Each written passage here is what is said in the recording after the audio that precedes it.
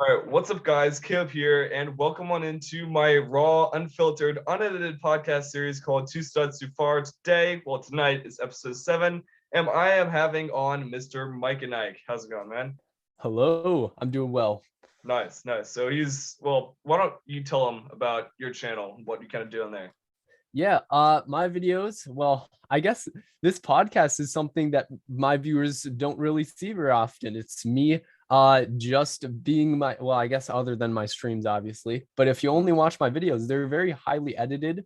Yeah, Um, and I just do a lot of different it's an experimental phase right now because I just had a video blow up. I have a giveaway right now. I don't know, just a lot of it's just all just general Lego stuff, and I have fun, a lot of fun on my channel. I don't really know how to describe it at the nice. moment. Yeah. So my first kind of question for you is what inspired you to start your journey on YouTube here? Ooh, I would have to say the first Lego YouTuber I actually watched Mhm. was Watermelon Studios, and Okay. that was like a long time ago. I watched him when he was in like probably high school. And he just really inspired me to kind of get into the Lego space and Yeah. kind of start watching more like Lego YouTubers. And then eventually, I think it was not too long after I started watching M&R Productions that I'm like, hey, why don't I just give this a shot? I started off with like daily uploads, and I was, obviously I had like no clue how to edit a video. Even the Yeah. first like probably 5 videos of mine were just completely unedited, just me. Maybe I just messed up the first like 2 tries. I had to record like the whole 5 minute video like 3 times or whatever, just because I was like, oh, I stuttered or something. Yeah. Yeah, so that's kind of how I got started, I guess. Nice, nice.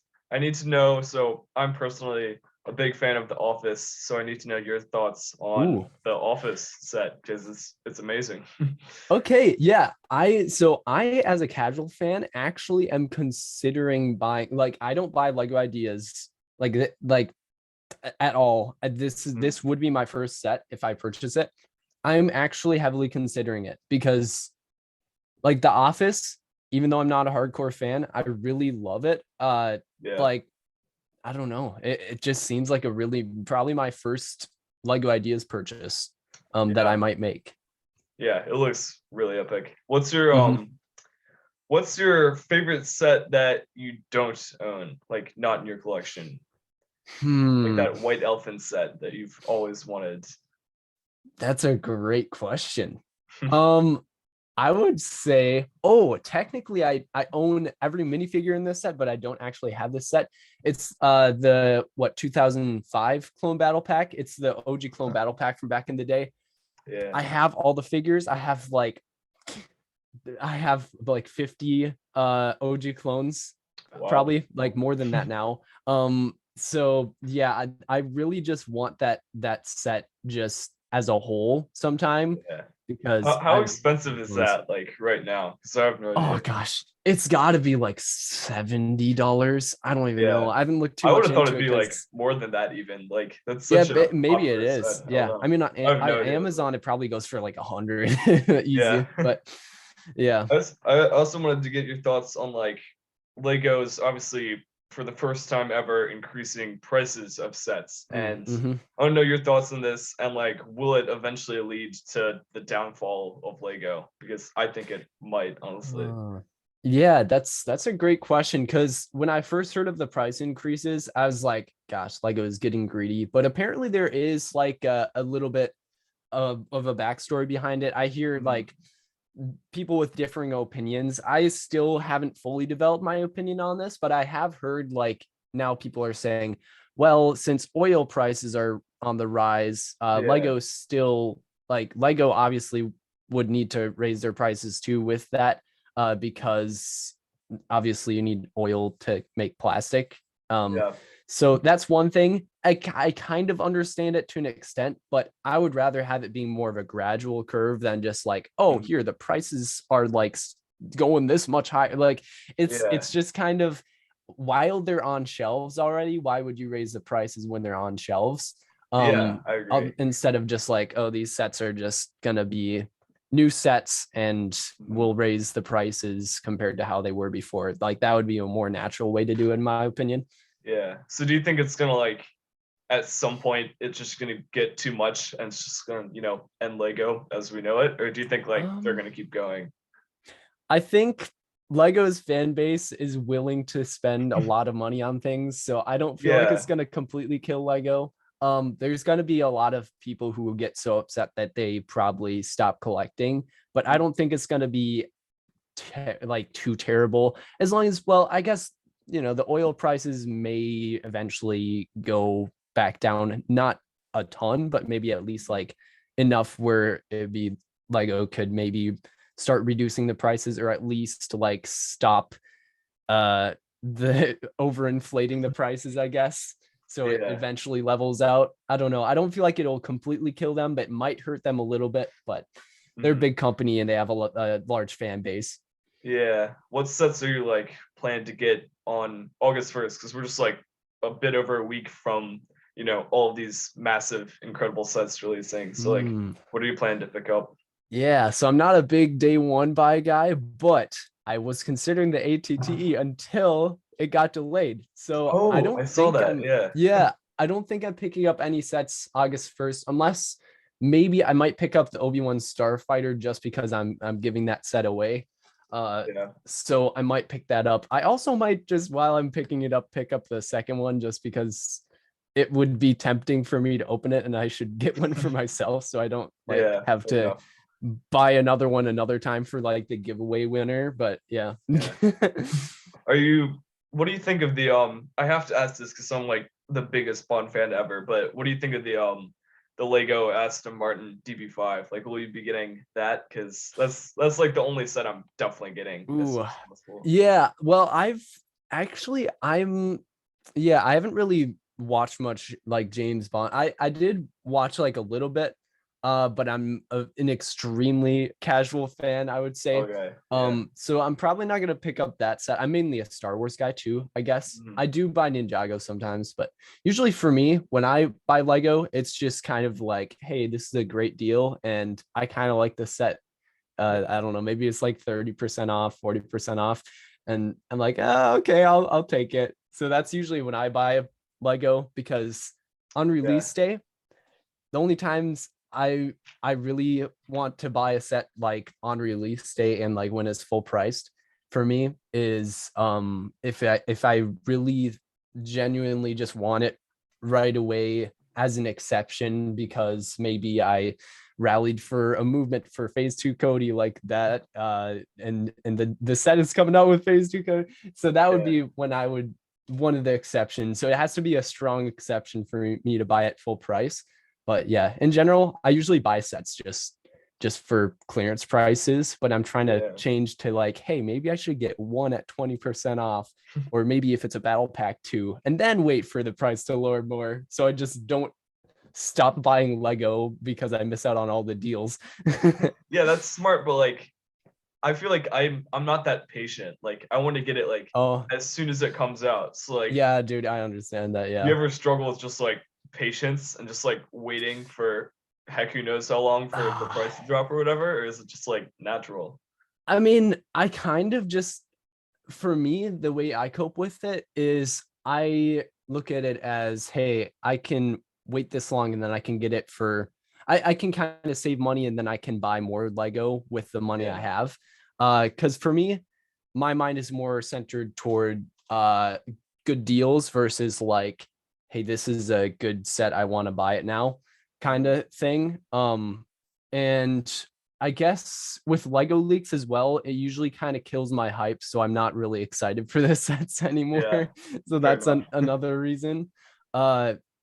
So yeah, I mean, I guess there's like a few motivators that go into it, but overall, it's just like, for me, whenever I see a good deal, I buy it instead of it's kind of, maybe it's just my personality. I can control those urges easier than others. I don't know. So I was trying to write questions down, randomly popped to my mind. I have no idea why, but like, what's your favorite and least favorite Star Wars film? Ooh, well, favorite is Revenge of the Sith. I love phase 2 clones. I love clones in general. and I love Grievous. There we go. And then least favorite would probably be The Last Jedi, I think. Oh, I mean, all the sequels were pretty bad in my opinion. I don't know. A lot yeah. of people share that opinion, but The Last Jedi for me was worse. A lot of people think Rise of Skywalker, but I personally am like, The Last Jedi for me was a little bit worse. I can't remember a lot about like why I hate them now that I think of it, because I just haven't watched them in a long time. But I remember just really getting annoyed about how they ignore certain aspects of like the prequels and sequels just to do stuff like, yeah. Yeah, I thought like the first two prequel movies were just like worse than any of the sequels in my opinion. Like they're just like, Oh, really? especially the episode 1 is just like there's hardly Yeah. anything good about it. Like the Jar Jar guy is just so annoying. Like it's just like it just wasn't even very fun to watch. I mean, like the CGI was terrible. Like that's probably my least favorite movie, just because like Mhm. it was so cringy to watch. I don't know. Yeah, well, I guess you have a point with the CGI, especially because, like, obviously in the sequels, it's a lot better. And the Yeah. CGI, maybe at the time of the prequels, was not quite as refined as it should have been Mhm. to do the things that they were doing. But at least for me, um, for as long as there's like large groups of like forces fighting against each other, I like it. and Yeah, this fair and the enough. sequels didn't really have that. So, well, Yeah. you know what? Maybe if they had like massive groups of first order stormtroopers versus like I don't know, just actual cool looking rebels, uh then I would like it. For me, I just like Yeah. mass just battles. They did I can have a see few, that. but I don't feel like they had enough for me to kind of get the dopamine hit. Yeah. Another random question I had was, what is your all-time favorite video game? Man, that's a And judging by the posters in your background, I think you'd say Minecraft, but I'm not Minecraft. 100% Minecraft sure. is definitely, I would say it's either probably Minecraft. You're right. I don't play like video games as much as I used to, which Mhm. I am streaming on Twitch and I play them, but like outside of Twitch, I don't play them very much, which it's kind of sad because like I'm just working on YouTube instead. But yeah, I would probably say Minecraft is probably my favorite. You can do so much with it. It's you Yeah. can you can play however you want. There's like millions of ways to play it. Mhm. What's your like biggest so you like what's your biggest inspiration on YouTube to just like keep grinding and Ooh. keep going? Like what inspires you to get up out of bed and pump out videos? I like to redirect myself from view count to making people happy. Hmm. So like that's kind of the main thing. Well, also just kind of enjoying the craft. It's kind of like Yeah. those two blended together.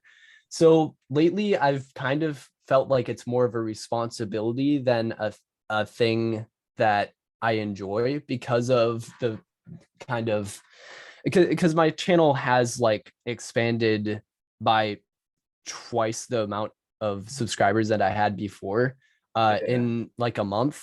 So Wow. it's kind of like it's turned from a hobby into like, hey, maybe I have a little bit of a responsibility for these people. I don't know, making them happy and they are counting on me to do stuff. So I should switch from that mindset to just kind of like, hey, I do want to make people happy, but also I need to make sure my mental health is in check as well. I don't know. It's so basically what my main motivator, two motivators are is like making people happy and just enjoying the craft, just enjoying making Yeah. videos, That kind of brings especially us to our editing. next question, which is what's like since your channel's just growing so fast, what's like the future of your channel gonna look like? Like, do you have Ooh. anything lined up? Like, what is next for Mike and Ike? Like, Yeah, that is actually a great question for this time period for me because I'm kind of thinking of doing a lot more tier list videos, but spreading them out. I don't want to like yeah, oversaturate that. And then I also want to do some like challenge videos, as in like I it kind of like Mr. Beast kind of formatted videos, except yeah. just a Lego style. Mhm. And I also want to, since since I'm going to be going back to college and I won't have a lot of time for YouTube, I want to also find some things that will not take very long to record that I can just put out there just so I can have put something out that people can enjoy while I'm still hard at work at college. So I also will probably do, I don't know, like clone army videos, just army videos in general, and then some other quick one-off things. Because there's a lot to still be determined about my channel because of college. You mentioned this like Mr. Beast type of video thing, which is like in the past year or two, it's become like such a big thing in the Lego community space. I feel like challenges and like all this crazy editing and stuff. And it's just like, do you think it ever becomes like oversaturated or like boring, like to the point where like, you know, this is the exact opposite, this is no editing involved at all? Like, do you think there's ever going to become a point where it's just like too much of that and people just go back to the old way? Like, what do you think of like this new like kind of form of content that people are making? I'm loving these questions because I just watched a Tommy Innit interview yesterday with Colin and Samir, and I love those guys. Dude. So Tommy was talking about how there might be a new era of YouTube where people expand outside of the Mr. Beast style, and just because it'll probably become oversaturated. And people will kind of find their own way of just making art, pretty much, which art kind of just means making your videos just the way you want to, like making them more handcrafted and original, because people seem to be copying Mr. Beast, like straight up copying him. And I do have to admit, I am going to try that out, but I do have to also, after trying that out, try to think, hey, what worked and what didn't work, and also how can I add my own craftsmanship to it? How can I make it my own? So that's another identity kind of thing that I'll have to figure out on the way. And my last question for you before we end this off, I ask this to every one of my guests that comes on the Two Studs Too Far podcast, and that is, what is your favorite food? I don't know why I ask this every episode, but I have to. I like eating Lego Clone Troopers. Fair enough. Yeah, no, I think pizza is probably my favorite as of now. You don't know how many replies I've gotten on this series that have just said pizza. Well, mine is a specific kind of pizza. So at Pizza Ranch, they have this thing called a cookie pizza, I believe is what it's called. So it's like basically just a large cookie that's chopped up into pizza kind of slices. And it's actually really good. It tastes, for some reason, better than a normal cookie. I don't know how to describe it. It's so good. Is there like frosting, or is it just like cookie? It's just cookie. It's just it has the perfect, if you like crunchy cookies, you're probably not gonna like this, but the chewy people, if you like cookies that are chewy, this is definitely up your alley, because it's just the perfect amount of chewiness to it. Nice. Well, yeah, I think that'll end us off on the podcast. Thank you so much for coming on, man. It's been a lot of fun. This is Seabird Productions. Sign off for now. Make sure to like and subscribe if you'd like to help me hit 300 subscribers by the end of the summer, and subscribe to this guy over here. What do you usually say in like your outros? I usually say to check out another video, so I'll just plug my channel. Okay, yeah. Well, MICAHNIKE Productions, please sub. I don't know. Sub to him too. And yeah, thank you guys for watching. Goodbye.